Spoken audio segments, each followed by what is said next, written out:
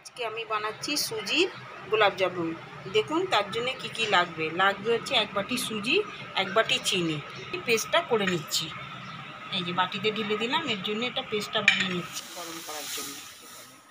ফুটছে, দুধটা ফুটছে। এবার এগুলো সুজিটাকে ঢেলে দিয়ে একটু নাড়াচাড়া করবো। নাড়াচাড়া করতে করতে সুজি একদম পেস্ট হয়ে যাবে, মিক্স হয়ে যাবে। এটা নাড়তে থাকবে।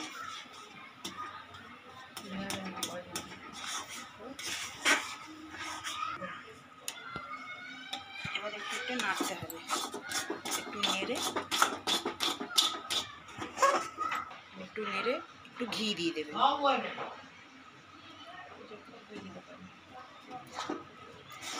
ঘি দিয়ে এটা একটু নাড়াচাড়া করে নেবেন। করে নিয়ে এটা একটু ঠান্ডা করার জন্য রেখে দেবেন। তার জন্য একটু রেখে দেবেন। রেখে দেওয়ার পর তারপরে আবার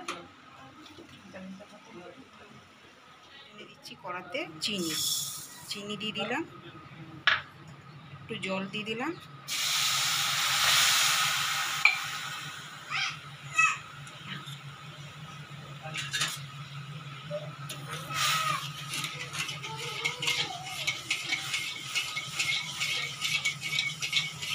তার জন্য কেশর দিচ্ছি একটুখানি কালার রাখার জন্য।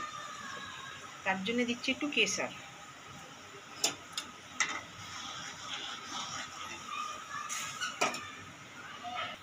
তার জন্য দেখুন কালারটা কি সুন্দর এসছে কেশর দেওয়ার পর।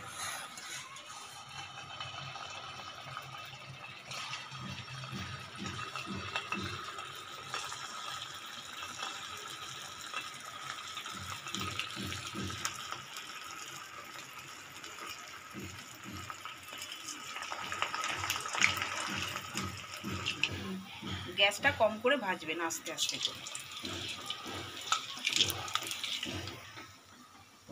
আস্তে আস্তে করে লাল করে নেবে।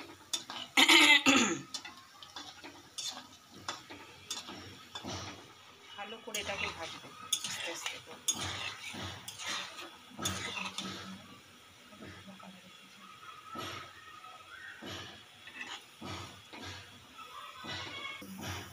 দেখছেন কিরম কালার আসছে, সুন্দর করে কালারটা আসছে। চাশনিতে দিয়ে দেবো। আমার তৈরি হয়ে গেছে সুজির গোলাপ জামুন। দেখছেন কত সুন্দর কালারটা এসছে। এটা 1 ঘন্টার জন্য আপনি ভিজিয়ে রাখবেন।